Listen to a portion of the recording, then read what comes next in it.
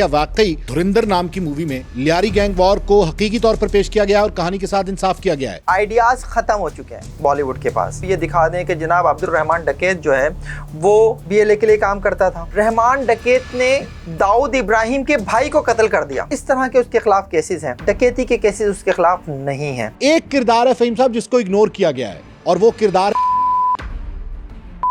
अभी ये जिंदा है, शायद इसलिए जो है वो इंडिया ने ये कोशिश नहीं की। सर, लियारी टास्क फोर्स क्यों बनाई गई थी? उसके पीछे क्या मकासद थे? इस फोर्स का सरबराह बनाया उन्होंने चौधरी असलम को। चौधरी की तहवील में कोई मुलजिम है तो उसको 98% ये यकीन होता था कि मैं किसी पुलिस मुकाबले में मार दिया जाऊंगा, और अगले दिन खबर आती है कि रहमान डकैत का भाई रहीम पुलिस से फायरिंग के तबादले में हलाक हो गया। एक शख्स को कत्ल करने के बाद उसके सर से फुटबॉल खेला गया था लियारी में। बेपनाह तशद्दुद के बाद उसको कत्ल करता है। उसकी लाश जो है लियारी के साथ ही जो है मच्छर कॉलोनी या वहाँ रेलवे लाइन है उन पे फेंक देता है, और ये वो कत्ल है जिसने लियारी की तारीख बदल दी।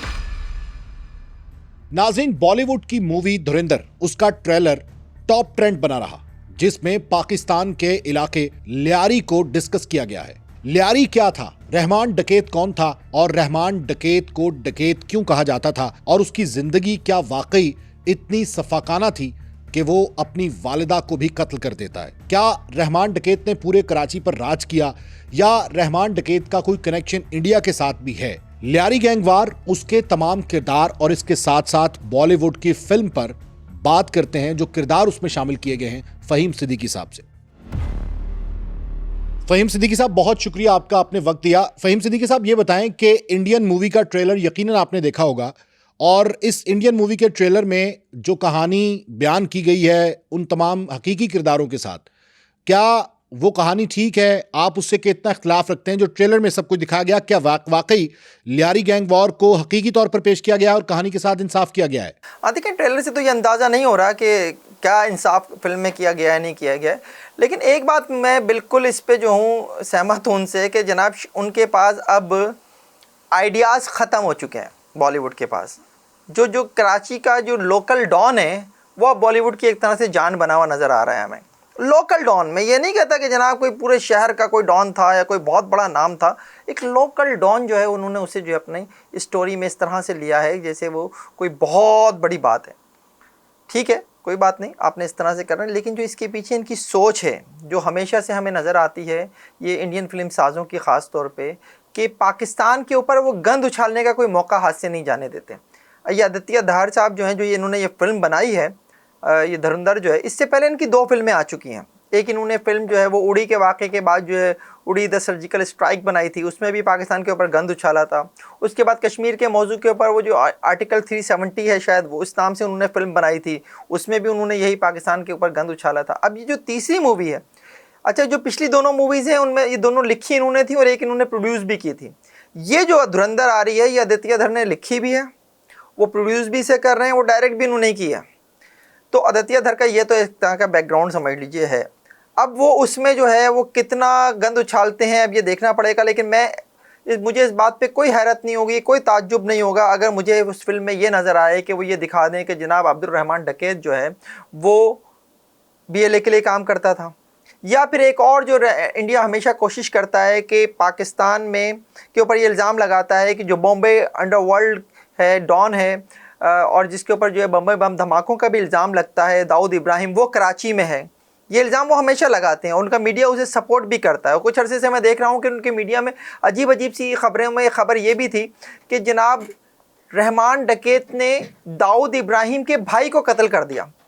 ये एक फ़िक्शन स्टोरी है, और उस फिक्शन स्टोरी को मुझे लगता है कि ये इस फिल्म का हिस्सा होगी, और मुझे कोई ताजुब नहीं होगा इसके ऊपर कि जिस तरह का जो है इस वक्त इंडियन मीडिया या इंडियन फिल्म साज कर रहे हैं। क्या रहमान डकैत वाकई इतना जालिम और सफाक था, या असल में डकैत था वो? या ये बताएं कि रहमान डकैत आखिर था कौन? देखिए, रहमान के साथ जो लफ्ज़ डकैत लगता है ना, वो उसके ऊपर उसके खिलाफ डकैती के कोई केसेस नहीं हैं, वो एक नाम ऐसा बन गया। और उसकी वजह ये थी बेसिकली कि जो बाबू डकैत उस इलाके का एक बड़ा गैंगस्टर हुआ करता था एक दौर का, और ये रहमान डकैत से के जो बाप था उस दौर का बेसिकली नाम था, जो बाद में भी खैर रहमान की ज़िंदगी में भी रहा और रहमान के हाथों ही उसका अंजाम हुआ। रहमान ने ही उसे कत्ल भी किया, लेकिन उसके नाम के साथ जब डकैत लगता था और रहमान उसके ख़िलाफ़ खड़ा हुआ था, तो उसके बाद रहमान के नाम के साथ भी ऑटोमेटिकली लगने लगा था। तो लेकिन अगर हम रहमान के ख़िलाफ़ केसेस देखते हैं तो उसमें हमें कत्ल मिलता है, इक़दाम कत्ल मिलता है, पुलिस पर फायरिंग मिलती है, अगवा बराए तावान मिलता है, भत्ताखोरी के केसेस मिलते हैं, बम धमाकों के केसेस मिलते हैं। इस तरह के उसके ख़िलाफ़ केसेस हैं। डकैती के केसेस उसके ख़िलाफ़ नहीं हैं। लेकिन चूँकि एक नाम पड़ा और वो नाम लियारी के लोगों को अच्छा नहीं लगता, लेकिन वो एक नाम उसका पड़ गया। लियारी के लोगों के लिए वो आज भी सरदार अब्दुल रहमान बलोच है और वो उनके लिए रॉबिन हुड है। जिस रोज़ 2009 में रहमान का पुलिस मुकाबला हुआ और उस पुलिस मुकाबले में मारा गया, उसके बाद जो लियारी में रिएक्शन आया था, मुझे आज भी याद है कि उस रोज़ लियारी में फायरिंग से 7 अफराद मारे गए थे और शहर के मुख्तलिफ़ इलाकों में जो है वो एक टेंशन की सी फ़िज़ा थी। तो रहमान का ये बेसिकली वो था। और जो आपने कहा कि रहमान इतना ही शफ़ाक़ था, यकीनन जो कुछ मैंने उसके केसेस बताए हैं उन केसेस में ऐसा ही था। जो अपने मुखालफिन को उन्होंने जिस तरह से कत्ल किया, वो सारी चीज़ें जो हैं वो हमारे सामने हैं। और रहमान के बाद जो उज़ैर बलोच का पीरियड है उसमें भी हमें यही नज़र आता है। रहमान का जो अंडरवर्ल्ड डॉन कराची का शुएब खान एक वक्त में कहलाता था, उसके ऊपर जो हमला है वो रहमान कर सकता था और रहमान ने किया, जिसमें शुएब खान जो है वो शदीद ज़ख्मी भी हुआ। और इस तरह के कई वाक़यात हैं। रहमान इतना दिलेर था कि वो कराची में सिटी कोर्ट जब जेल से लाया गया एक मौके पे, तो वो कहानी तो यह है कि वो सिटी कोर्ट से फ़रार हो गया, लेकिन बेसिकली जो है वो अपने घर जाता था सिटी कोर्ट आने के बहाने, और वहाँ से जो है वो एक दिन उसने जो है पुलिस वालों के साथ जाने से वापस इनकार कर दिया। वो इतना दिलेर था। वो जब चौधरी असलम की कस्टडी में था और उसकी गिरफ्तारी शो नहीं की गई थी, वो उस वक्त जो है चौधरी असलम की कस्टडी से जो है वो फ़रार होने में कामयाब हो गया था। तो वाकई रहमान डकैत एक नाम तो था। अच्छा, ये बताएं, क्या ये फिल्म हकीकत के करीब है? आप समझते हैं कि हकायक से इंसाफ किया गया है बॉलीवुड की जानिब से? तो बड़ी मोहब्बत भरी कहानी है दोनों की। देखिए, बेसिकली हुआ कुछ यूँ कि जो ये 2000 का एरा था, जब परवेज़ मुशर्रफ जो हैं वो सदर थे और MQM जो है उनकी इत्तेहादी जमात थी, वो सिंध में पावर शेयरिंग कर रही थी। तो ये वो दौर था जब सिंध के वज़ीर आला जो हैं वो अरबाब ग़ुलाम रहीम थे और MQM जो है उसके पास कई वज़ारतों में से एक वज़ारत, उसके पास वज़ारत दाखिला भी थी। और रऊफ़ सिद्दीकी जो हैं वो MQM के सूबाई वज़ीर दाखिला थे। इस दौर में जो है वो लियारी में गैंग वॉर बहुत उरूज पर थी। अरशद पप्पू गैंग और रहमान डकैत के गैंग के दरमियान जो है वो मुसलसल जो है एक वॉर चल रही थी। और उसमें हर रोज़ ये ख़बर आती थी कि जनाब लियारी में किसी फायरिंग के वाक़े में 2 लोग मारे गए, कभी किसी दस्ती बम के हमले में जो 4 लोग मारे गए। इसके साथ साथ जो है वो शहर का जो ये लियारी का इलाका है, जो कराची के लोग हैं वो तो समझते हैं, लेकिन आपके व्यूवर्स सारे मुल्क भर में फैले हुए होंगे, मुल्क से बाहर भी होंगे, उनको समझाने के लिए मैं बता दूं कि लियारी एक ऐसी जगह थी कि जिसके इर्द गिर्द जो है वो एक तरफ ओल्ड सिटी एरियाज़ हैं जिसमें तिजारती और कारोबारी मराकज़ हैं, सदर तक, खरादर, मीठा तक, दूसरी तरफ पोर्ट एरिया है। तो जो लियारी था उसके जो ये गैंगस्टर्स थे, जो गैंग्स थे, चाहे वो अरशद पप्पू का हो या रहमान का हो, ये तिजारती और कारोबारी अफराद से जो खरादर मीठा दर के थे उनसे भत्ता लिया करते थे। वो ताजिर जो दूसरे मुल्कों से जो है माल मंगवाते थे उनसे भत्ता लिया करते थे और फ़ी कंटेनर भत्ता लिया करते थे। जो सिंध से बलूचिस्तान जो बसेस चलती हैं, जो लियारी से चला करती हैं, वहाँ उन ट्रांसपोर्टर्स से भत्ता लिया करते थे। किडनैपिंग फॉर रैंसम बहुत ज़्यादा उरूज पर थी उन दिनों। शहर के अक्सर ताजिर और उनके बच्चों को जो है कभी के हवाले से ख़बरें आती थी कि किडनैप कर लिया गया, फिर भारी तावान की अदायगी के बाद जो है उनकी रिहाई अमल में आती थी। तो ये सब कुछ उस दौर में हो रहा था। और चूँकि वज़ारत दाखिला MQM के पास थी, तो MQM के ऊपर एक दबाव था कि वो कुछ ऐसा करे जिससे ये क्राइम रुकें, जो उस वक्त बहुत तेज़ी से हो रहे थे। और दूसरी चीज़ उसके साथ साथ ये भी थी कि MQM को लियारी में स्पेस नहीं मिल रहा था। उसने एक दौर में जो है वो अरशद पप्पू के साथ मिलकर जो है लियारी में स्पेस हासिल करने की कोशिश की थी, लेकिन वो स्पेस उसे जब नहीं मिला तो उस दौर में MQM ने एक मास्टर स्ट्रोक खेला था। जो रऊफ़ सिद्दीकी थे, जो सूबाई वज़ीर दाखिला, उन्होंने लियारी टास्क फोर्स के नाम से पुलिस में एक फ़ोर्स कायम की और इस फोर्स का सरबराह बनाया उन्होंने चौधरी असलम को। क्या रहमान डकैत ने वाकई अंडरवर्ल्ड डॉन दाऊद इब्राहिम के भाई को कत्ल किया था? ऐसा भी मूवी में दिखाया जा सकता है, ये शुबा जाहिर किया जा रहा है? देखिए, ये सिर्फ और सिर्फ कहानी है, फिक्शन है।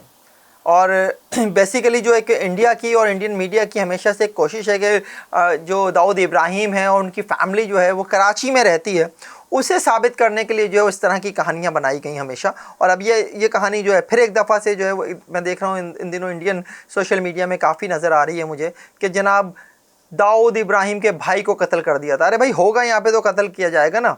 और जिस शख्स की बात करते हैं नूर की, वो तो बीमार होकर उसकी डेथ हुई थी, बीमारी से उसकी डेथ हुई थी, और वो कराची में भी नहीं हुई थी डेथ। लेकिन चूंकि उन्होंने तो कड़ी से कड़ी मिलानी है, और मैं कहता हूँ कि धुरंधर में भी आपको मुमकिन है कि ये चीज़ नज़र आए कि इस तरह की चीज़ वो करके जो है वो पाकिस्तान के ऊपर बेसिकली एक प्रेशर डालने की कोशिश होती है हमेशा कि पाकिस्तान ने बम्बई बम धमाकों के मुलजिम को अपने मुल्क में पनाह दे रखी है। तो ये बेसिकली उसी का एक पार्ट है। अच्छा फहीम साहब, रहमान डकैत बड़ा शातिर था और वो रुपया पैसा भी इस्तेमाल करता था, और कहा जाता है कि चौधरी असलम के कस्टडी से वो 2 बार फरार हुआ। चौधरी असलम ने उसको हिरासत में लिया था और उसके बाद वो वहां से फरार हो गया था।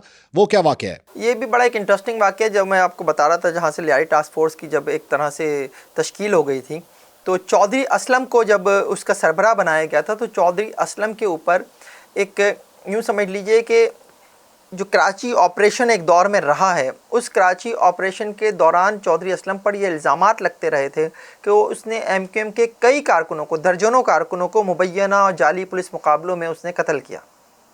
चौधरी असलम वो किरदार था जिसको एक तरह से लियारी टास्क फोर्स का सरबराह बनाया गया, और फिर इस लियारी टास्क फोर्स में 2 और पुलिस अफसरान को भी रखा गया, और इन दोनों पुलिस अफसरान के हवाले से भी यही था कि ये MQM मुखालिफ रहे हैं। इरफान बहादुर, DSP इरफान बहादुर, ये DSP इरफान बहादुर जो हैं उस इंस्पेक्टर बहादुर अली के बेटे हैं बल्कि, जो इस हवाले से बड़ा वो था कि उसने कराची ऑपरेशन के दौरान MQM के दर्जनों कारकुनों को मावरा अदालत कत्ल किया। और बहादुर अली को जब कत्ल किया गया तो उसके कत्ल का इल्ज़ाम भी जो है वो MQM के ऊपर लगा। इसी तरह ASP उमर शाहिद हामिद, ये जो साबिक MD KESC थे, उनका बेटा है, और अब तो खैर DIG के रैंक पर पहुंच चुका है। इसके वालिद के कत्ल का इल्ज़ाम भी MQM के ऊपर लगा था, और ये वही शाहिद हामिद हैं जिनके कत्ल के इल्ज़ाम में सौलत मिर्ज़ा को फांसी हुई बलूचिस्तान की मछ जेल में। तो ये 3 लोग ऐसे थे जो ख़ास तौर पे जिनका मैं नाम ले रहा हूँ कि जिनके ऊपर जो है MQM एक मुखालफत का, ये MQM दुश्मनी का इल्ज़ाम लगता था। तो MQM ने बेसिकली उस दौर में लोहे को लोहे से काटा, और उन्होंने इन लोगों के ऊपर मुश्तमिल एक लियारी टास्क फोर्स बनाई और उसे ये टास्क दिया कि आप लियारी से गंद का सफाया करें। अब जो सबसे बड़ी गंद जो MQM की भी रास्ते में थी, और जिसको वो समझते थे कि वो साफ़ होनी चाहिए, वो रहमान डकैत था। रहमान डकैत के लिए जो चौधरी असलम की पहली कोशिश थी वो ये थी कि वो किसी तरह से उसे गिरफ़्तार कर ले, और जो पहली इत्तला मिली उसे जिसके ऊपर उसने कार्रवाई करने की कोशिश की, वो ये थी कि हब में एक मुकाम था जो बेसिकली एक हाइड आउट था रहमान का, जिसे वाइट हाउस भी कहा जाता था। वहाँ पर उन्हें रहमान की मौजूदगी की इत्तला मिली, और एक रात जो है चौधरी असलम अपनी टीम के साथ, और उसमें जो है वो एक इंटेलिजेंस इदारा भी हमारा शामिल था, इन्होंने वहाँ पर रेड किया। उस रेड में जो है वो ये चौधरी असलम के जो लोग थे, इनके ऊपर रहमान के लोगों ने फायरिंग कर दी, और इस फायरिंग के नतीजे में SHO चाकीवाड़ा समेत 4 पुलिस एहलकार जो है वो जहाँ बहक हो गए। ASP उमर शाहिद ज़ख्मी हुए, इरफान बहादुर ज़ख्मी हुए, और इस तरह से जो है एक नाकाम मुहिम के बाद जो है कराची पुलिस उस दिन वापस आई थी। और इस वाक़े के बाद जो है वो चौधरी बहुत तिलमिलाया हुआ था। तो चौधरी असलम को उस रोज़ हब से अपने 4 साथियों की लाशों और ज़ख्मियों के साथ लौटना पड़ा था, और ये एक ऐसी नाकाम मुहिम थी जो चौधरी के कैरियर पर जो है एक बदनुमा दाग भी थी। और चौधरी बहुत तिलमिलाया हुआ था ना, वो एक ज़ख्मी शेर बन चुका था उस रोज़। उसे अब रहमान चाहिए था। उसे रहमान फौरी तौर पर तो नहीं मिला, लेकिन उसे रहमान का भाई ज़रूर मिल गया, और ये भाई था रहमान का सौतेला भाई रहीम, अब्दुल रहीम जो है वो बरह रास्त इसके हाथ नहीं लगा। उसके हवाले से जो कहानी है वो ये है कि जनाब रहीम को उसके ससुर से 2 पुलिस अफसरान ने मांगा, और ये कहकर मांगा कि आप रहीम को हमारे हवाले कर दें, हम इसकी गिरफ्तारी जाहिर करते हैं और इसे जेल भेज देते हैं। ये गिरफ्तारी कानून के मुताबिक रिकॉर्ड पर आ जाएगी, तो चौधरी इसे मार नहीं सकेगा, वरना ऐसा ना हो कि चौधरी जो है वो बदले में रहमान के से बदले के चक्कर में जो है वो उसके भाई को मार ना दे। रहीम का ससुर रहीम को जो है उन दोनों पुलिस अफसरान के हवाले कर देता है, और अगले दिन खबर आती है कि रहमान डकैत का भाई रहीम पुलिस से फायरिंग के तबादले में हलाक हो गया। और ये जो हब में वाक़या हुआ था, जो पुलिस का एक नाकाम रेड था जिसमें 4 पुलिस एहलकार जहाँ बाग हुए थे, उसके ठीक 4 दिन बाद की बात है। अच्छा, उसके बाद भी रहमान की जो तलाश की थी वो जारी रखी चौधरी ने, और इसमें तकरीबन उसे 1 साल लग गया। 1 साल के बाद जो है उसे ये पता चला कि कोयटा के इलाके सेटेलाइट टाउन में रहमान छुपा हुआ है। इस बार भी लियारी टास्क फोर्स और एक हमारा इंटेलिजेंस इदारा है, इसकी एक मुश्तरका टीम ने जाकर जो है सेटेलाइट टाउन से रहमान को गिरफ़्तार किया और वो इसे कराची लेकर आ गए। जब कराची लेकर आए तो उन्होंने उसकी गिरफ़्तारी जाहिर नहीं की, और गिरफ़्तारी जाहिर ना करते हुए उन्होंने उसको एक नामालूम मुकाम पर रख कर जो उससे तफ्तीश शुरू कर दी। इस तफ्तीश की जो कुछ वीडियोज़ हैं जो मैंने बाद में अपने चैनल पर चलाई भी थी, जो जियो FIR जब मैं कर रहा था जियो टेलीविज़न से, तो उसमें जो मैंने कुछ वीडियोज़ चलाई भी थी वो इसी तफ्तीश से मुताल्लिक थी जो उसको नामालूम मुकाम पर रख कर की जा रही थी। इन्हीं दिनों रहमान की फैमिली की जानिब से सिंध हाई कोर्ट में एक पिटीशन फाइल कर दी गई और उसमें कहा गया कि उन्हें ये डर है कि रहमान को गिरफ्तार कर लिया गया लेकिन उसकी गिरफ्तारी जाहिर नहीं की जा रही, और उन्हें डर है कि रहमान को किसी जाली पुलिस मुकाबले में मार ना दिया जाए, तो पुलिस को ये हिदायत की जाए कि रहमान को की गिरफ्तारी शो की जाए। अच्छा, इधर ये जब ये पिटीशन फाइल हुई तो चौधरी ने एक पुलिस ऑफिसर को ही बीच में डालकर रहमान की फैमिली के साथ ये डील बनाने की कोशिश की कि हम रहमान की गिरफ्तारी शो कर देते हैं, लेकिन उससे पहले आप ये सिंध हाई कोर्ट में जो पिटीशन फाइल किया आपने, आप वापस ले लें। इधर ये पिटीशन वापस ली जाती है और इधर चौधरी के ऊपर जो है एक और बम फट जाता है। अच्छा, ये बताएं कि इनकाउंटर स्पेशलिस्ट जो थे चौधरी असलम, उनकी दहशत और खौफ का कहा जाता है कि बहुत ज्यादा थी, और एक शख्स ने जेल के अंदर इसलिए खुदकुशी कर ली थी जब उसे पता चला कि वो चौधरी असलम की कस्टडी में है। क्या वाकई उसका खौफ और दहशत बहुत ज्यादा थी? जाहिर है, देखिए ना, एक शख्स जिसने कराची ऑपरेशन में मरकजी किरदार अदा किया हो, जिसके ऊपर जो है वो ये हो कि अगर अब वो तहवील में उसकी है, चौधरी की तहवील में कोई मुलजिम है, तो उसको 98% ये यकीन होता था कि मैं किसी पुलिस मुकाबले में मार दिया जाऊंगा। तो जाहिर है वो जो है, और फिर जाहिर ये भी होता था कि तशद्दुद से बचने के लिए भी, इस खौफ से भी, जो चौधरी के पास शख्स आ जाता था वो जाहिर है चौधरी से डरता तो था, और उसकी कोशिश ये होती थी कि वो चौधरी का सामना भी ना करे। तो ये इस हद तक तो चौधरी का दबदबा था, इससे कोई इनकार नहीं है। देखिए, इससे पहले अगर मैं आपको जो आपका पिछला सवाल था अगर उसका जवाब मैं मुकम्मल कर लूँ तो मैं ख्याल है आपके नाज़रीन को भी थोड़ा सा समझ में आ जाएगी स्टोरी। जो आपने सवाल ये किया था कि चौधरी की तहवील से फ़रार कैसे हुआ, तो मैं उसका वो बता रहा था कि जिस वक्त ये रहमान को लेकर आए थे और उसकी पिटीशन जो है वो फ़ाइल हो गई थी उसकी बीवी की जानिब से, और ये पिटीशन वापस कराने की कोशिश की जा रही थी चौधरी की जानिब से कि पिटीशन वापस हो जाए और हम रहमान की गिरफ्तारी शो कर देते हैं। तो ये डील हुई ही थी और पिटीशन अभी वापस ही ली गई थी कि इस दौरान जो है वो चौधरी के हवाले से एक प्रेस कॉन्फ्रेंस हुई। चौधरी ने प्रेस कॉन्फ्रेंस की और उसमें की तो खैर एडिशनल IG कराची उस वक्त जो कराची पुलिस चीफ थे उन्होंने की, और चार लियारी टास्क फोर्स के अफसरान के साथ की थी। और उसमें ये दावा किया गया कि कराची का एक बहुत बड़ा नाम जो अगवा बराए तावान के हवाले से बड़ा बदनाम नाम था, माशूक बरोही, वो पुलिस ने एक इनकाउंटर में मार दिया है। माशूक बरोही वाकई एक बड़ा नाम था, और उसके हवाले से था कि वो कराची से ताजिरों को या उनकी फैमिलीज़ के लोगों को अगवा करके जो है वो हब ले जाकर रखता था, और वो बाज़ औक़ात उसने ये भी किया कि वो अपना डर बिठाने के लिए उसने बाज़ मुग़वियों को कत्ल भी कर दिया था। वो एक बड़ा नाम था।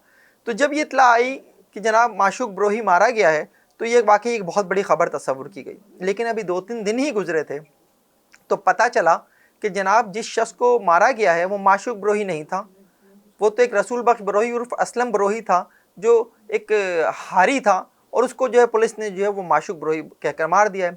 मैंने इसके ऊपर जब प्रोग्राम किया जियो FIR तो चीफ जस्टिस थे उसके उस वक्त के इफ्तिखार चौधरी, उन्होंने इसका नोटिस लिया और उन्होंने इसकी इंक्वायरी का हुक्म दिया, और इस इंक्वायरी के नतीजे में ये साबित हुआ कि जनाब वो जो इनकाउंटर था वो जाली था, जिस पर चौधरी को बाकायदा तौर पर गिरफ्तार किया गया।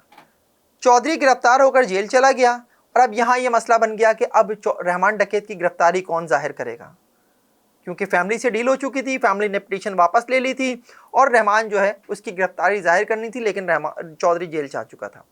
अब रहमान को जो है उस जगह से निकाला गया जहाँ रखा गया था उसे, और उसको इंस्पेक्टर बहाउद्दीन बाबर जो लियारी टास्क फोर्स में ही पोस्टेड थे उन दिनों, इससे पहले लियारी के मुख्तलिफ थानों में SHO भी रहे, कराची ऑपरेशन में भी उनका नाम था एक, उनके घर पर शिफ्ट कर दिया गया जो मेट्रोविल के साइड के इलाके मेट्रोविल में था।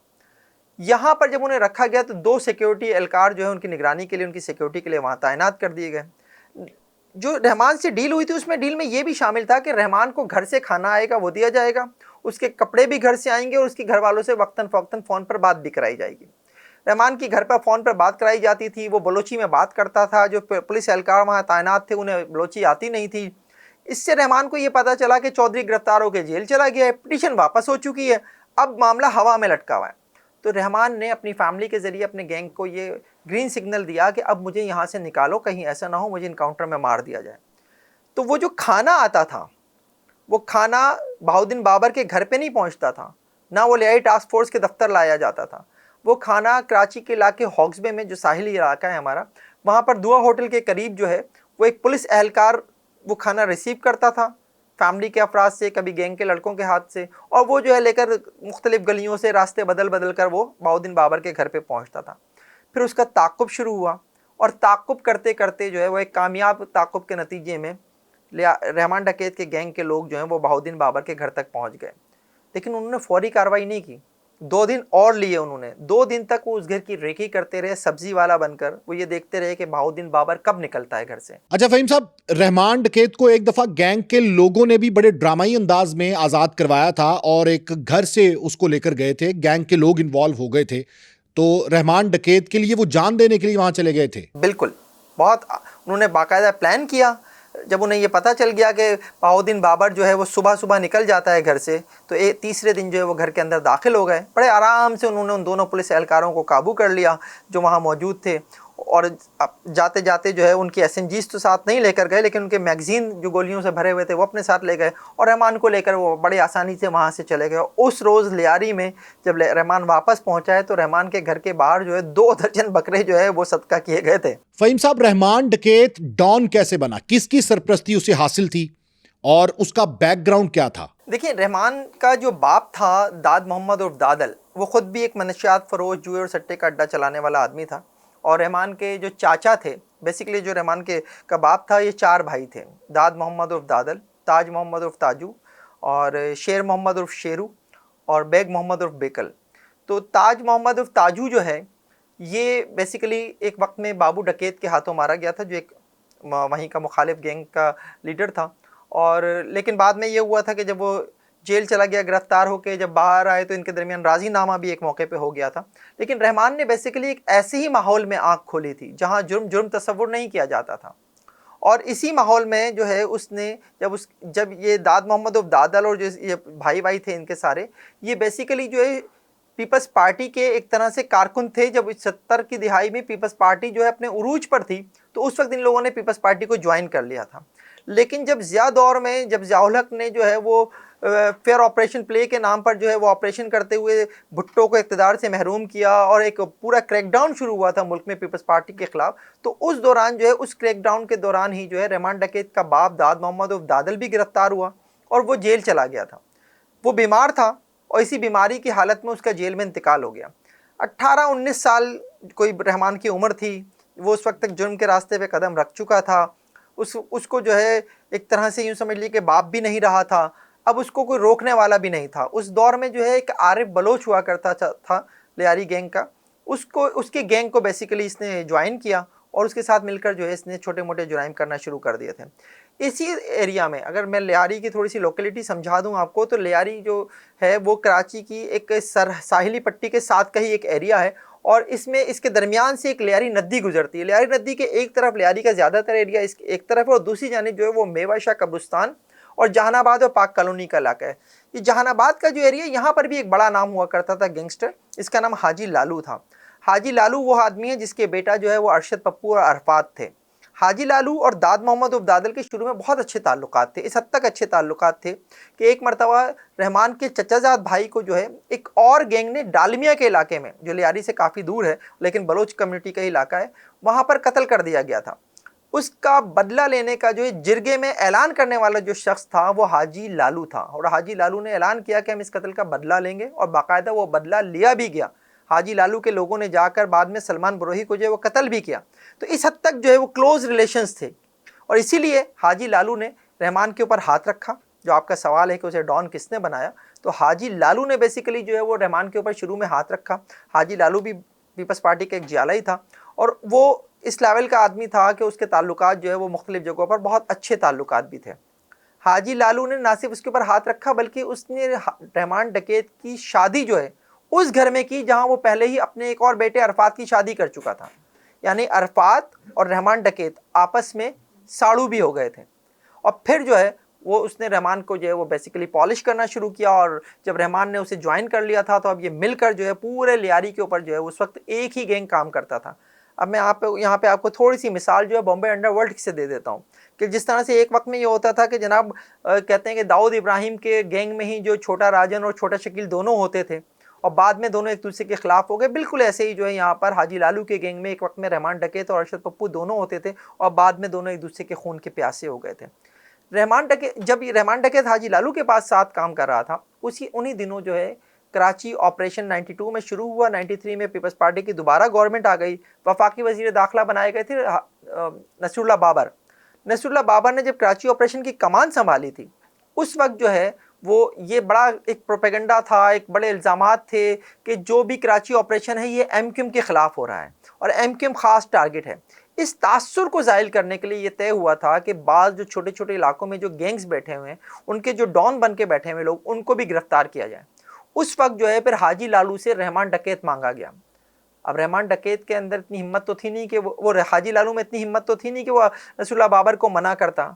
उसने अपने बेटे अरफात और रहमान की बलि देने का फैसला किया। बलि इन सेंस कि उसने जो है इन दोनों की गिरफ्तारी के लिए हामी भर ली। उसने एक रोज़ अपने बेटे के हमरा रहमान को मेवा शाह कब्रिस्तान की तरफ भेजा, जहाँ पुलिस पहले से मौजूद थी, और पुलिस ने इन दोनों को गिरफ्तार कर लिया।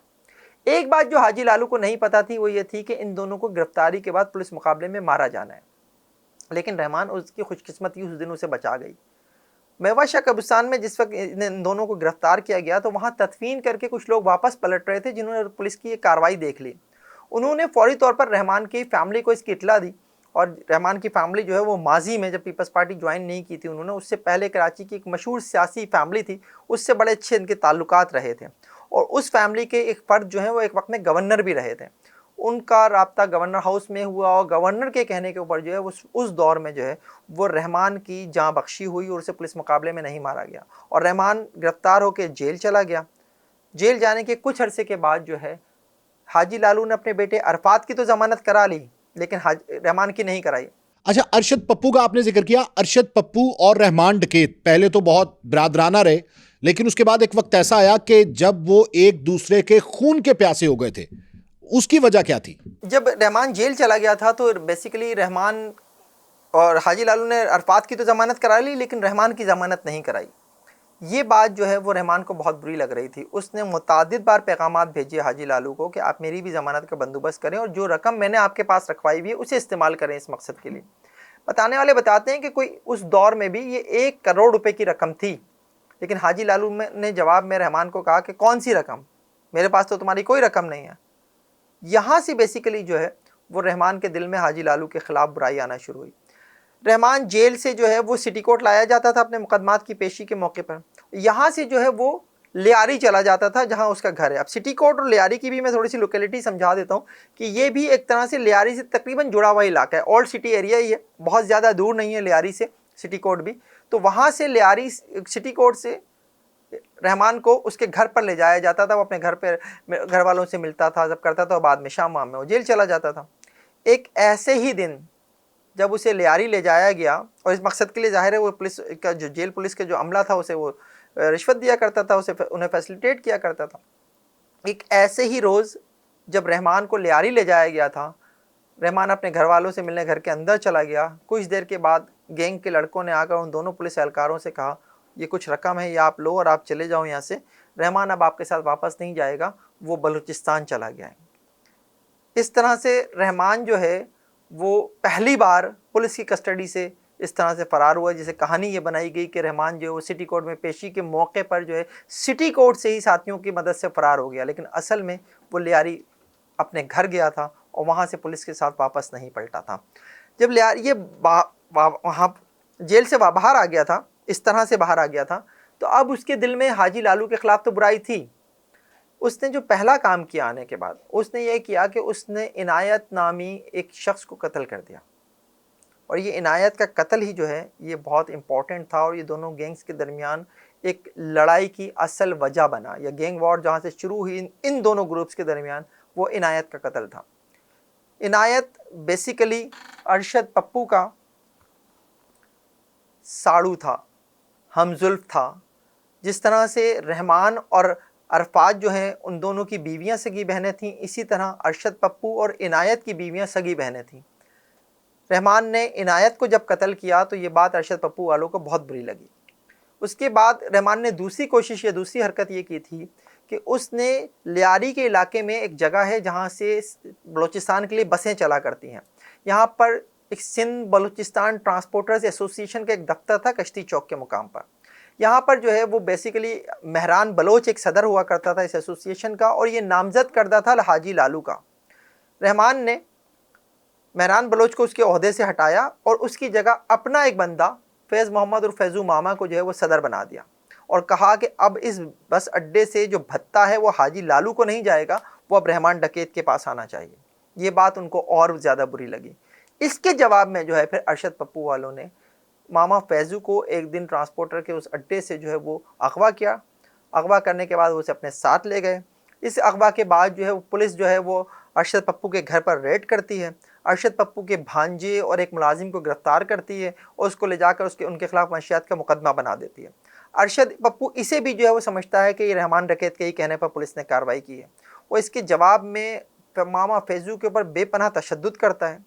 बेपनाह तशद्दुद के बाद उसको कत्ल करता है। उसकी लाश जो है लियारी के साथ ही जो है मच्छर कॉलोनी या वहाँ रेलवे लाइन्स हैं उन पे फेंक देता है, और ये वो कत्ल है जिसने लियारी की तारीख बदल दी। क्या ये सच है फ़हीम साहब के रहमान डकैत ने अपनी वालिदा को भी कत्ल किया था? क्या वो वाकई इतना सफाक था कि उसने इस रिश्ते का भी एहसास नहीं किया और अपनी वालिदा को कत्ल कर दिया? किस वजह से कत्ल किया था? जी बिल्कुल, ये कहानी जो है ये 90s की कहानी है, और जब रहमान का एक तरह से रेज़ हो रहा था वो, और उस वक्त जो है उसको ये इत्तला मिली कि उसकी माँ के किसी शख्स के साथ ताल्लुकात हैं, और उस पर उसने अपनी माँ को अपने ही घर में उसके सर में गोली मारकर जो है वो कत्ल किया था। और वो शख्स जिसके ऊपर उसे शुबा था अपनी माँ से ताल्लुकात का, वो शख्स उस वक्त उसके हाथ नहीं आया, लेकिन बताने वाले बताते हैं कि 2009 में रहमान की हलाकत तक उस शख्स ने कभी लियारी में वापस आने की हिम्मत नहीं की थी। फ़हीम साहब, क्या लियारी और मुंबई अंडरवर्ल्ड में कोई मुमासलत है? ये दोनों एक तरह की कहानियां हैं, वहां भी इसी तरीके से होता है जैसे यहाँ पर लियारी में हुआ और जिस तरीके की गैंग वॉर यहाँ पर छिड़ी? बिल्कुल, ये हमेशा से थी। देखें, ये जिस वक्त 90s में ही ये किडनैपिंग फॉर रैंसम बहुत बढ़ गई थी, और 80s में भी हुआ करती थी, लेकिन 90s में बहुत ज़्यादा जो है वो ये बढ़ गई थी ये वारदातें। इसी वजह से जो है फिर एक सिटीज़न पुलिस लाइजन कमेटी भी कायम की गई, जिसका काम ही जो ये था कि वो पुलिस के साथ मिलकर किडनैपिंग फॉर रैंसम के ऊपर काम करें, और यही होता था। और मैंने ख़ुद भी विज़िट किया है अरशद पप्पू का वो घर, जहाँ जो है वो छोटी छोटी खोलियाँ बनी हुई थी, और उन खोलियों में लाकर जो है वो जो मग़वी होते थे उन्हें रखा जाता था। तो और भत्ता, ये भी उसी दौर की बात है जब हाजी लालू का गैंग जो है वो अरशद पप्पू, रहमान डकैत और अरफात मिलकर चला रहे थे, इनके दरमियान आपस में इख्तिलाफात नहीं हुए थे। उस वक्त जो है ये बहुत ज़्यादा इस तरह की वारदातें होती थी, और जब ये लोग आपस में तकसीम भी हो गए और एक दूसरे के ख़िलाफ़ भी कार्रवाइयाँ करने लगे, उस दौर में भी ये चीज़ें बहुत होती थी। और सिर्फ यही नहीं, एक वक्त वो भी था जब MQM का दौर था और MQM अपने मुखालफिन को जो है वो टारगेट कर रही थी। उसमें सुन्नी तहरीक के लोग भी थे, उसमें MQM हकीकी के लोग भी थे, और ये भी क्रिमिनल लोग थे। ये क्रिमिनल जो हैं वो रहमान के पास आकर पनाह लिया करते थे लियारी में, और यही लोग जो है वो किडनैपिंग फॉर रैंसम की जब कार्रवाइयाँ करते थे तो शहर के मुख्तलिफ़ इलाकों से, तो ये मग़वियों को लाकर जो है वो लियारी में रहमान के पास रखा करते थे। तो ये वारदातें जो है शहर में 80s, 90s, 2000 में ये होती रही हैं। फ़हीम साहब, ताजरों से भत्ता वसूल करना, इसके साथ साथ अगवा बराए तावान की वारदातें और इसके साथ साथ दीगर वारदातें, ये कब शुरू हुई और इसके पीछे क्या सिर्फ रहमान डकैत ही था, ये उसका ही आइडिया था? देखिए, एक वक्त वो था जब रहमान ने जो है वो सियासत में हिस्सा लेने की कोशिश की, और उसने एक मौके पे जो है वो पार्टी से मुतालिक फ़ैसले भी ख़ुद करने की कोशिश की। यहाँ तक हुआ कि एक दफ़ा उसने जो है वो जब बल्दियाती इंतखाबात थे तो पीपल्स पार्टी के कैंडिडेट के सामने उसने अपना कैंडिडेट खड़ा किया लियारी से, और वो मलिक फयाज़ था जो रहमान की हिमायत से जीत भी गया, और हारा कौन? मलिक मोहम्मद ख़ान, जो पीपल्स पार्टी का कैंडिडेट था। तो इस तरह का रहमान था। और फिर जब ये सब चीज़ें हुई और उसको फिर सियासत में आने का जब शौक़ उसका और ज़्यादा बढ़ा, और जब जुल्फ़कार मिर्ज़ा जो है वो सूबाई वज़ीर दाखिला बने, तो उस दौर में जो है उसको मज़ीद स्पेस मिला, और इसी स्पेस के दौरान जो है उसने कोशिश ये की कि लियारी में पहले तो उसने एक अमन कमेटी बनाई, और उस अमन कमेटी के तहत उसने लियारी में जो उसके मुखालफिन थे, वो मुखालफिन जिनका कोई प्यारा कभी उसके हाथों मारा गया या किसी और वजह से उन्हें तकलीफ़ पहुँची, उनके साथ उसने अमन मुआहदा किया। और इस अमन मुआहदे को जब फिर बाद में जो इस अमन कमेटी को जो है वो कहा गया कि इसको पीपल्स अमन कमेटी कर दिया जाए, फिर इसका नाम बदल के पीपल्स अमन कमेटी किया गया। और फिर ये हुआ कि कहा जाने लगा कि पीपल्स अमन कमेटी शहर के मुख्तलिफ इलाकों में अपने दफातर खोलेगी। अगर ये दफातर खुलते तो इससे नुकसान जो है वो MQM को भी होता, पाकिस्तान पीपल्स पार्टी को भी होता और दीगर सियासी जमातों को भी होता। तो रहमान को इससे आगे नहीं निकलने देना था, उसको लियारी तक ही महदूद करना था और फिर उसे लियारी तक महदूद रखा गया। अच्छा, एक किरदार है फ़हीम साहब जिसको इग्नोर किया गया है और वो किरदार है उज़ैर बलोच का। उज़ैर बलोच आपको पता है कि लियारी का लीडर भी है और इसके साथ साथ सियासी असर और सूख भी रखता है, लेकिन इस फिल्म में उसको इग्नोर किया गया। उज़ैर बलोच के हवाले से आप क्या कहेंगे? देखिए, उज़ैर अभी जिंदा है, शायद इसलिए जो है वो इंडिया ने ये कोशिश नहीं की, या वो उस दौर का कुछ दिखाना चाह रहे हैं जो दौर जो है, जो एरा जो है वो रहमान डकैत का था। अब ये तो फिल्म आएगी तो पता चलेगा कि क्या है, लेकिन ज़ाहिर है उनको, शायद मैं समझता हूँ कि वो एरा दिखाना है जो रहमान का एरा था। और रहमान के हवाले से चूँकि कुछ चीज़ें ऐसी हैं जो पीपल्स पार्टी से डायरेक्ट कनेक्टेड हैं, और शायद वो ये कोशिश कर रहे हैं कि जिस तरह से बिलावल भुट्टो आजकल जो है वो, या कुछ अरसे से जब वो वज़ीर ख़ारजा थे उस वक्त भी उन्होंने जो है काफ़ी सख्त अल्फाज मोदी के ख़िलाफ़ इस्तेमाल किए थे। उन्हें नेतन्याहू से तशबीह दी, उन्हें चीनी कंपनी टेमो से तशबीह दी, उन्हें गुजरात का कस्साब कहा। तो ये मैं समझता हूँ कि एक शॉर्ट पिच बॉल है जो बिलावल को कराने की कोशिश की जा रही है कि यार आपके भी तो क्रिमिनल से रिलेशंस रहे, आपके भी तो स्टेजेस पे जो है वो क्रिमिनल्स, वो भी ऐसे लोकल डॉन टाइप लोग जो हैं वो आपका पार्ट रहे। ये क्या शॉर्ट पिच बॉल है, इस पे बिलावल बहुत आसानी से छक्का भी मार सकते हैं मेरे ख्याल में। फ़हीम साहब, उस शख्सियत का नाम बताएं। कहा जाता है कि एक शख्स को कत्ल करने के बाद उसके सर से फुटबॉल खेला गया था लियारी में। ये फुटबॉल खेलने वाला कौन था, उसे कत्ल करने वाला कौन था और मकतूल कौन था? देखिए, वो बाबा लाडला है बेसिकली, और बाबा लाडला के हवाले से एक ये पूरी जो एक स्टोरी है ये मेरे चैनल पर मौजूद भी है। और ये दौर लेकिन उज़ैर बलोच का था, और उज़ैर बलोच जैसे कि मैंने बताया कि वो मामा फैज़ू का बेटा था, और मामा फैज़ू वो जो ट्रांसपोर्टर था और जिसे अगवा करके तशद्दुद के बाद अरशद पप्पू ने कत्ल किया। तो उज़ैर रहमान के पुलिस मुकाबले के बाद जब उज़ैर बलोच ने लियारी गैंग वॉर में कमान संभाली तो उस वक्त जो है फिर अरशद पप्पू की तलाश शुरू हुई, और 3 पुलिस ऑफिसर्स के नाम आते हैं जिनमें से 2 मारे भी जा चुके हैं अब तक, जिन्होंने अरशद पप्पू को क्लिफ्टन के एक फ़्लैट से छापे की सूरत में जो है वो पकड़ा, मैं गिरफ़्तार नहीं कहूँगा, पकड़ा, और फिर उसे पुलिस यानी कानून के मुताबिक कार्रवाई करने के बजाय उज़ैर बलोच के हवाले कर दिया। और उज़ैर बलोच ने और बाबा लाडला वगैरह ने उनको इस तरह से मैं समझता हूँ कि उसको बयान करते हुए भी मुझे वो होता है कि कत्ल करने से पहले उनको बेपनाह तशद्दुद किया, फिर उसकी गर्दन काटी और उसके सर से बाकायदा लियारी में फ़ुटबॉल खेली गई। तो ये अरशद पप्पू था, और इस तरह से अरशद पप्पू का अंजाम हुआ। और ये बाबा लाडला और उज़ैर बलोच और जो दीगर इसके गैंग के लोग थे वो इसमें मुलव्वस थे। और ये कत्ल का केस जो है वो अरशद पप्पू के कत्ल का केस जो है उज़ैर बलोच के ख़िलाफ़ चल रहा है इस वक्त भी। सर, लियारी टास्क फोर्स क्यों बनाई गई थी? उसके पीछे क्या मकासद थे?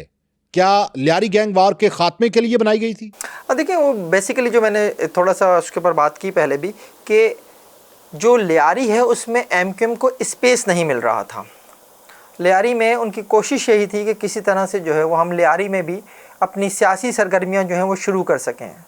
और जब टाउन जहाँ नाजिम कराची जो है मुस्तफ़ा कमाल थे तो उस दौर में पानी की पाइपलाइंस तक जो है वो लियारी तक बिछाई गई, ये कोशिश की गई कि किस तरह से इस तरह से एंट्री हो जाए। फिर वसीउल्लाह लाखो जो आज के दौर में कहा जाता है कि लियारी का एक बड़ा डॉन है, ये वसीउल्लाह लाखो को MQM ने MPA का टिकट दिया था एक वक्त में लियारी से।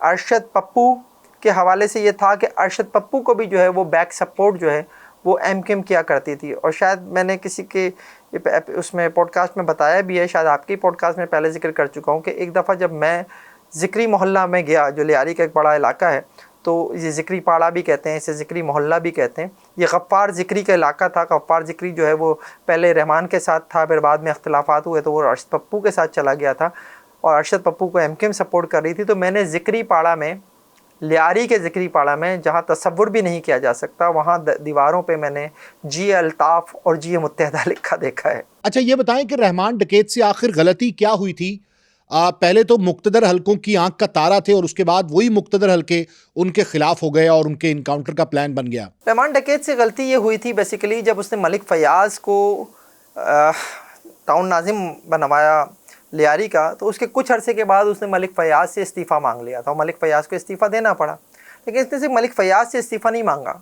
उसने किमाड़ी टाउन के एक नाजिम थे हुमायूं खान, उनसे भी इस्तीफ़ा मांगा। हुमायूं खान इस्तीफ़ा क्यों देते? वो ना तो रहमान के कैंडिडेट थे, ना वो पीपल्स पार्टी के कैंडिडेट थे, वो तो मुस्लिम लीग के टिकट पर जीत कर आए थे। हुमायूं खान ने इसकी शिकायत जो है वो बलूचिस्तान की एक सियासी शख्सियत से की। ये सियासी शख्सियत जो है उन दिनों आसिफ अली जरदारी से बहुत क्लोज थी और उस सियासी शख्सियत के कहने के ऊपर जो है उन दिनों जो है वो बलूचिस्तान के कई MNAs और MPAs और सेनेटर्स जो हैं वो अपनी अपनी पार्टीज़ छोड़कर पीपल्स पार्टी में शामिल हुए थे। आसिफ जरदारी से की गई शिकायत का नोटिस बहुत सीरियस लिया गया और उस वक्त ये फ़ैसला हुआ कि अब हमें रहमान डकैत की हिमायत से हाथ खींचना चाहिए। तो रहमान डकैत और जुल्फ़कार मिर्ज़ा की हिमायत से उस दौर में हाथ खींचा गया। और फिर एक रोज़ जब पुलिस ने एक कॉल ट्रेस की और वो चौधरी असलम जो कुछ अरसे से जो है वो रहमान की पीपल्स पार्टी से एक कुर्बतें बढ़ जाने की वजह से जो है वो थोड़ा खामोश होकर बैठा हुआ था, उसे गो हेड मिला। वो कॉल ट्रेस हुई जिसमें जो है वो एक रहमान के साथी ने ये बताया कि वो मंद यानी बलूचिस्तान का एक इलाका वहाँ से कराची के लिए रवाना होने लगे हैं। तो कराची का जो ज़ीरो पॉइंट है वहाँ पर एक पिकेट लगाई गई, आर्मी की पिकेट थी वो। और जब वहाँ पर जो है वो ये लोग अपनी गाड़ी में वापस आ रहे थे तो जब रहमान ने देखा कि आगे आर्मी की पिकेट है तो उसने ड्राइवर को गाड़ी रोक देने के लिए कहा। और जब गाड़ी रुकी तो सामने आर्मी की यूनिफॉर्म पहने, कैप्टन की यूनिफॉर्म पहने इरफान बहादुर खड़ा था और उसके पीछे से नमूदार हुआ चौधरी असलम। और ये वो दिन था जब रहमान की कहानी लपेट दी गई। इन चारों अफराद को जो रहमान के साथ थे, 3 और, इनको कराची के इलाके मलीर में लिंक रोड पर ले जाया गया और वहाँ पर अगले दिन एक प्रेस रिलीज जारी हुई कि लिंक रोड पर एक गाड़ी को रुकने का इशारा किया गया पुलिस की जानिब से, वो नहीं रुकी। उसमें सवार अफराद ने पुलिस पर फायरिंग करते हुए फ़रार होने की कोशिश की और पुलिस की जवाबी फायरिंग से 4 लोग मारे गए, जिनकी शनाख्त रहमान डकैत, नज़ीर जदगाल, अकील इंग्लिश बूट वाला और औरंगज़ेब के नाम से हुई है। अच्छा, रहमान डकैत पर गद्दारी के इल्ज़ाम भी लगते रहे और कहा जाता रहा कि वो BLA के लिए काम करते रहे हैं। इसके हक़ाइक़ कोई मिले और ये भी हो सकता है मूवी में कि उनका ताल्लुक जो है वो BLA से जोड़ दिया जाए या इंडियन जासूसी से जोड़ दिया जाए या इंडियन एजेंट जो मूवी में उससे जोड़ दिया जाए। देखिए ये पॉसिबल है और कोशिश तो की जा सकती है उनकी जानिब से, लेकिन अगर वो ऐसा करते हैं तो अपने पाँव पे कुल्हाड़ी खुद ही मारेंगे, क्योंकि ये तो पाकिस्तान का वो है ना स्टांस है कि इंडिया BLA को सपोर्ट करता है। और अगर वो ये कह देते हैं कि जनाब रहमान सहूलतकार है, मुझे इम्कान भी है, मुझे भी इस बात का इम्कान है कि ये हो सकता है, लेकिन जो रहमान है उसके ऊपर जब भी इस तरह के इल्ज़ामात लगे, चाहे 2004 हो, 2006 हो या उसके मरने के बाद जो 2009 हो, उसके ऊपर जब भी ये इल्ज़ामात लगे तो रहमान ने अपनी ज़िंदगी में और रहमान के मरने के बाद उसके साथियों ने हमेशा इन इल्ज़ामात की तरदीद की है।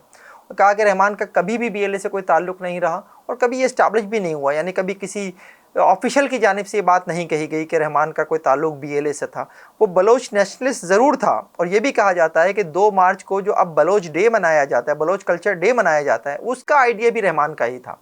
वो बलोच नेशनलिस्ट ज़रूर था और मेरा भी अपना उसके बारे में यही है कि उसका कभी BLA से कोई ताल्लुक़ नहीं रहा। लेकिन ये जो इंडियन राइटर हैं आदित्य दहर साहब, अगर ये दिखा दें BLA से उसका ताल्लुक़, तो कोई मुझे वो नहीं लगता कि कोई ये ताज्जुब की बात होगी। अच्छा, चौधरी असलम के बारे में आपकी क्या राय है? वो कैसे पुलिस ऑफिसर थे, दबंग थे, वर्दी नहीं पहनते थे लेकिन दहशत और खौफ बहुत ज्यादा थी उनके बारे में क्या कहेंगे? देखिए एक निडर ऑफिसर था, इससे इनकार नहीं है। उसने इस शहर में बड़ा मुश्किल वक्त देखा है।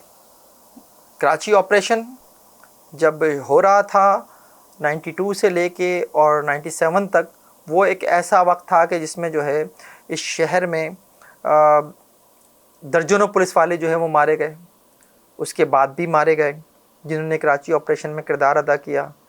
उसके बाद जब इस मुल्क में जो है दहशतगर्दी दूसरी शुरू हुई, जिसमें जो है हमें ये नज़र आता है कि जनाब तालिबान और अलकायदा के तहत जो है वो यहाँ पे बम धमाके शुरू हुए, चाहे अमेरिकन कॉन्सुलेट के बाहर हो, चाहे शेरटन होटल के बाद फ्रांसीसी इंजीनियर्स वाला अटैक हो, या अमेरिकन कॉन्सुलेट के बाद पीछे जो दूसरा बम हमला था जिसमें एक सफारतकार भी अमरीकी मारा गया वो हो। इस नौइयत के दर्जनों वाक़यात जो कराची शहर में हो रहे थे उस वक्त जो है आज चौधरी असलम ने कई तालिबान और अलकायदा के लोगों को जो है वो गिरफ़्तार भी किया और उन्हें भी पुलिस मुकाबले में मारा।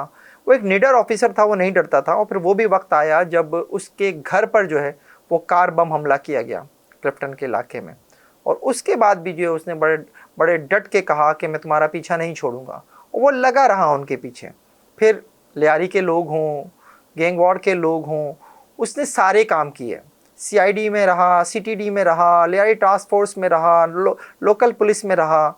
उसने अपना काम जो है वो एक निडर ऑफिसर के तौर पे किया, वो डरता नहीं था।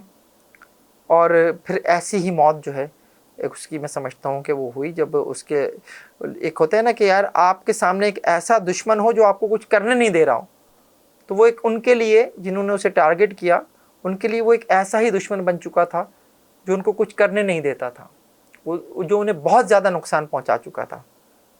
तो एक दिन जो है उसके ऊपर जो इस तरह से खुदकुश हमला किया गया और आज चौधरी हमारे दरमियान नहीं है। अच्छा, आखिरी सवाल है आपसे सर कि सिंध पुलिस को आखिर कैसे सुधारा जा सकता है, या ये जो बिगाड़ है पुलिस सिस्टम में वो कैसे खत्म किया जा सकता है? देखिए, पुलिस तो किसी भी जगह की हो, मैं सिर्फ सिंध पुलिस की क्या बात करूं, कहीं की भी पुलिस जो है अगर सही से काम करने लग जाए तो कोई मसला ही नहीं है ठीक करना। देखिए, पुलिसिंग जो है ना वो एयर कंडीशन कमरे में बैठकर काम करने का नाम नहीं है। लेकिन हमारे यहाँ एक तो पुलिस अफसरान जो ख़ास तौर पे CSS करके आते हैं, वो ये समझते हैं कि बस उनका काम ये है कि वो एयर कंडीशन कमरे में बैठकर हुक्म चलाएंगे, अपने मातहत अमले को जो है वो काम बताएंगे, और वो काम नहीं करेगा तो उनके ख़िलाफ़ जो है वो एक्शन लेंगे। ये नहीं हो सकता। मैंने इस शहर में कराची पुलिस चीफ और एडिशनल IG थे तारिक जमील साहब, उनको मैंने कोई भी वाक़या हो जाए मैं उनको सबसे पहले स्पॉट पे देखता था। तो वो एयर कंडीशन कमरे में बैठ के पुलिसिंग करने को ना सबसे ज़्यादा बुरा समझते थे। और दूसरी चीज़ जो है जो होनी चाहिए जो नहीं है वो है सियासी मामलात, सियासी दबाव, सियासी बुनियादों पर ट्रांसफ़र पोस्टिंग। ये चीज़ अगर ख़त्म हो जाए हमारी सिंध पुलिस से, कराची पुलिस से, तो मैं समझता हूँ कि चीज़ें बहुत बेहतर हो सकती हैं। आज सिचुएशन ये है कि कराची में मुकामी पुलिस का नामो निशान तक नहीं है। आज कराची में जितने भी पुलिस ऑफिसर्स हैं 98% SHOs से लेकर और DIGs तक उनका ताल्लुक़ इस शहर से नहीं है। वो अपने ट्रांसफ़र ऑर्डर लेकर जो है कोई घोटकी से चलता है, कोई बदीन से चलता है, कोई लाड़काना से चलता है, कोई दादू से चलता है, और आकर कराची के थानों का वो चार्ज संभाल लेते हैं। जिस शख्स को यही नहीं पता कि इस इलाके का महल वक़ू क्या है, यहाँ पर कौन सा क्राइम होता है, उसको कंट्रोल कैसे किया जा सकता है, जिसे यही नहीं पता कि थाने में रखे हुए जो 26 रजिस्टर हैं उनमें क्या लिखा हुआ है, उनको उसने आके पढ़ना है। जब वो सियासी बुनियादों पर या थाना की बोली देकर जो है वो आएगा, तो फिर उसका काम जो है वो ये सोचकर नहीं आएगा कि उसने जो है वो सुधार लाना है, उसने क्राइम कंट्रोल करना है। उसकी कोशिश ये होती है कि वो अगली बोली के लिए पैसे जमा कर ले, और ये है बेसिकली कराची पुलिस का असल मसला, ये सिंध पुलिस का असल मसला। बहुत बहुत शुक्रिया आपका फ़हीम सिद्दीकी साहब। नाज़रीन, आपने फ़हीम सिद्दीकी साहब के ख़यालात सुने और उसके साथ साथ लियारी गैंग वॉर पर मुकम्मल हक़ाइक़ आपने यकीनन समाअत किए होंगे। इस बारे में आपकी क्या राय है? आखिर इंडिया इस किस्म का प्रोपेगेंडा क्यों करता है और आखिर हक़ाइक़ को तोड़ मरोड़ कर क्यों पेश किया जाता है? ये कमेंट सेक्शन में आप इज़हार कर सकते हैं। बहुत शुक्रिया।